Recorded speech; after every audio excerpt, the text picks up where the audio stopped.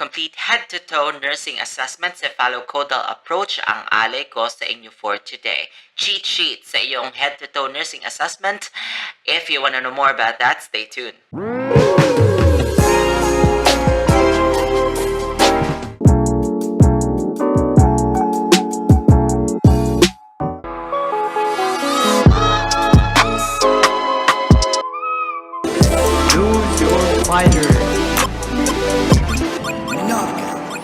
Welcome back to my channel. If you're new here, my name is Neil Gavin. I'm a registered nurse and I do have a degree in medical surgical nursing. I create my nursing educational videos to help nursing students and nursing professionals like you with their studies. If that is something that you are interested in, consider subscribing. If you're already a subscriber though, thank you so much for your love and support. I see you. I upload my nursing educational videos once a week. Don't miss that out. Subscribe now. Hit that notification bell so that you will be the very first to watch my newest uploads. Also, don't forget to give this video a big thumbs up and share with your friends because that will really happen now that you like to see more contents like this. Without further ado, nurses, let's jump into the video.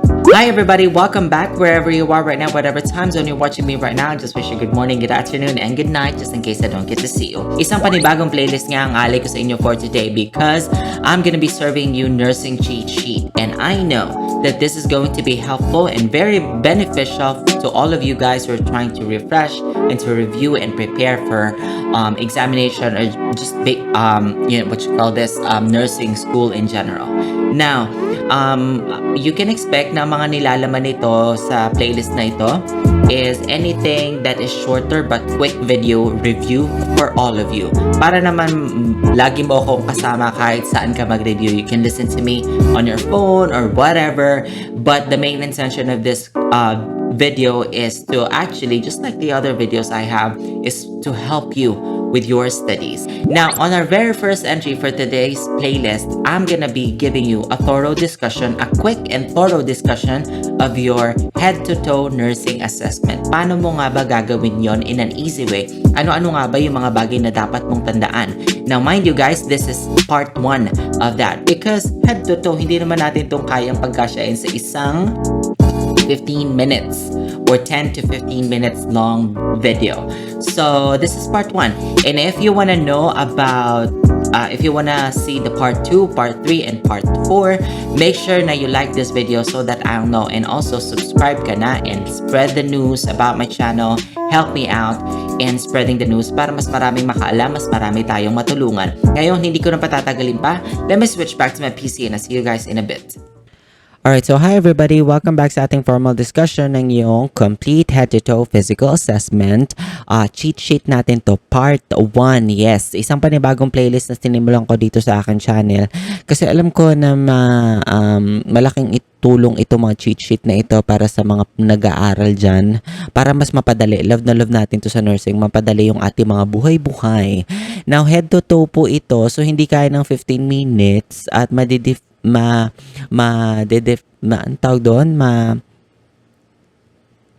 it will depict, ma-depict yung purpose natin to have short but quick videos for you.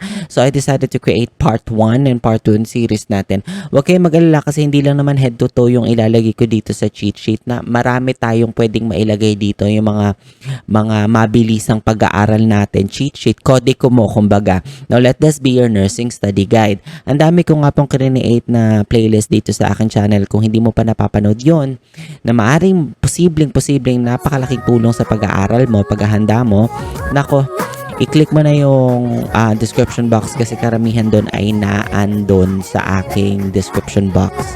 Lalagay ko silang lahat doon. Kapag nagpapat yung icon button, i-click mo lang yon kasi nakalagay din sila lahat dyan. Okay? Now, kung hindi ka pa mag-subscribe ka na, papalaki charm. Let me know if you guys like these short videos that I'm creating for you. Para naman ganahan ako. Mag-subscribe ka na and share this one out because sharing is caring, okay? Alright, mag-proceed na tayo. Now, let me give you a overview on what is nursing assessment. Now, nursing assessment is an important step of the whole nursing process. Assessment can be called the base or foundation of the nursing process. With a weak or incorrect assessment, nurses can create an incorrect nursing diagnosis and plans, therefore creating wrong interventions and evaluations. That is why the reason that is the reason why I created this cheat sheet for you to be your guide. Kasi pag mali ang nursing assessment mo, first step pa lang mali ka na, naku, mali na talaga ang planning mo, intervention, and evaluation mo, hindi, palpak. So, itong nursing assessment na to, masasabi kong, ito yung sa mga pinaghirapan kong skill para ma-achieve ko siya. Kasi it takes experience, it takes exposure. You cannot just go on by the book. You need to see it, you need to feel it, you need to smell it, you need to basically experience it, be on that situation with the patient for you to really have, a skill set of nursing assessment. Kasi mahirap to, gagamitin mo talaga buong senses mo. And huwag kayo mag-alala kasi this will be your foundation, your guide. Textbook mo to in audio form and visual form. Ang saya, hindi ba? Now, magsimula na tayo. Alright, so integumentary system muna tayo. So skin, ano-ano ba yung mga laman ng integumentary mo? Syempre, meron ka dyan. Unang-una is skin mo dyan. So skin, the client skin, ano ba yung mga pwede mong makita as your part of your assessment? The client skin is uniform in color. There should be uniformity in color, unblemished, and no presence of any foul odor. That is the remarkable sign, meaning normal sign. The patient has a good skin turgor and skin's temperature is within normal limit. So basically, I'm giving you all the normal findings that you can find on the skin. Now, hair. The hair of the client is thick, silky hair, is eventually distributed and has a variable amount of body hair. There are also no signs of infection and infestations observed. Ano ba yung mga infestations na yun? Yung mga lisa, kuto, kung ganyan, dapat inote mo siya sa nursing assessment mo. Now, nails. The client has a light brown nails and has the shape of a convex curve. It is smooth and it's intact with epidermis. When nails pass or pressed between the fingers o yung tinatawag natin blanch test, the nails returns to usual color in how much second? 4 seconds po. Less than 4 seconds. That is the normal value for your blanch test. Andali, di ba? Proceed na tayo. Now, we have your head to toe po ang approach natin dito, ha. So, from integumentary, we are now moving to your head. So, head na. Anong mga normal findings mo? The head of the client is rounded, normocephalic, and symmetrical. In terms of skull, there are no nodules or masses and depressions when palpated. So, ginagamit mo yung sense of touch. Kasi diba sa assessment, hindi mo lang naman ginagamit yung paningin mo, yung seeing. Ginagamit mo yung 5 senses mo. Sense of what? Hearing, eyes, hearing, taste, smell, palpation, ano pa ba? Feel, yung mga ganon. Ginagamit mo yung basically 5 senses mo. So, yun yung makikita mo sa skull. Sa face naman, the face of the client appeared smooth and has uniform consistency and with no presence of nodules or masses. You're gonna use your sense of sight and your palpation to this one. Alright? So, once again, these are for the head, assessment for the head, which consists of your head, skull, and face. Next one, your eyes and vision. So, paano mo i-assess yung eyes and vision? Start ka muna sa eyebrows. Hair is evenly distributed. The client's eyebrows are symmetrically aligned and showed equal movement when asked to raise and lower eyebrows. Eyelashes. Eyelashes appear to be equally distributed and curled slightly outward. Eyelids. Ano naman yung mga assessment mo na makikita sa eyelids? There are no presence of discharges, no discoloration, and lids close symmetrically with involuntary blinks. Approximately how many seconds?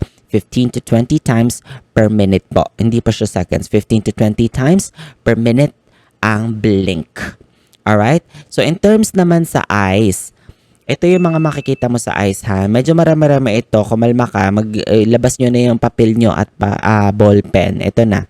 The bulbar conjunctiva appeared transparent with few capillaries evident. The sclera appeared white and clear. The palpebral conjunctiva appeared shiny, smooth, and pink. There is no edema or tearing of the lacrimal gland. Ano yung lacrimal gland? Ito, makikita mo ba yan? Palita ko nga to. Ito ang lacrimal gland. Ito ang sclera. Okay? Alright, now cornea is transparent, smooth, and shiny, and the details of the iris are visible. The client blinks when the cornea was touched. Ano pa makikita mo sa eyes mo? The pupils of the eyes are black and equal in size. The iris in flat. The iris is flat and round. Perla. Alala niyo si Perla, yung P-R-R-L-A, hindi yung sabon. Ibig sabihin ng pupils equally round, responded to light accommodation. Again, ano yon? Perla. Pupils equal round, responded to light accommodation. Now, illuminated and non-illuminated pupils constricts. Pupils constrict when looking at near object and dilate at far object.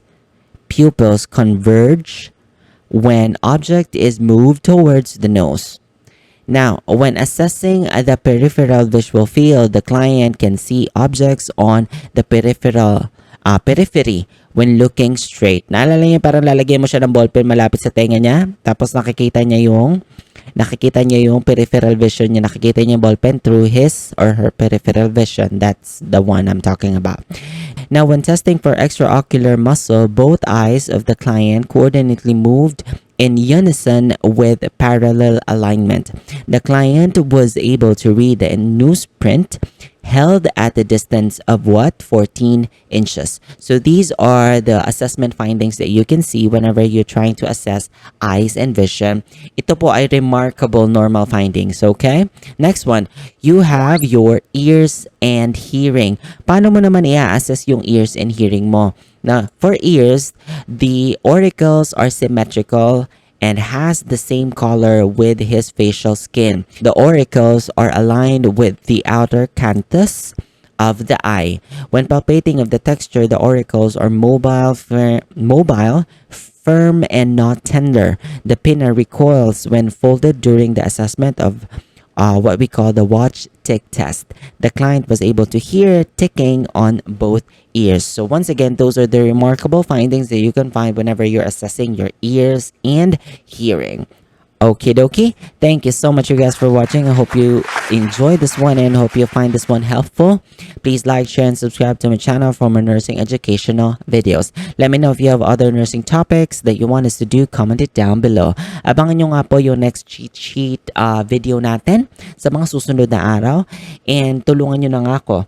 Ipamalitan nyo na sa Radyong Sira ang pinakabago, pinaka-fresh at ang pinakalibreng nursing review center sa balat ng YouTube. And I'll see you again next time. Thank you so much, you guys, for watching. I hope you learned something, helping grow my channel. You are already here, you might as well subscribe. Hashtag Team Cool Talk. Give this video a big thumbs up. Let me know what you guys think. You put them down in the comment section below. Also, don't forget to check out the other playlists I created for you. I'll be putting the links on the description box or simply click the second button right here. Let's connect, you guys. Follow me on all my other social media accounts. Everything is at Neil Gave, except for my TikTok account, which is Neil Gave Official. I would also like to invite you to please follow, like, and share my Facebook page, where I'm also uploading all of my contents there. And also, I wanna, keep in touch with all of you guys. Yun lang, and I'll see you again next week. You have a good one.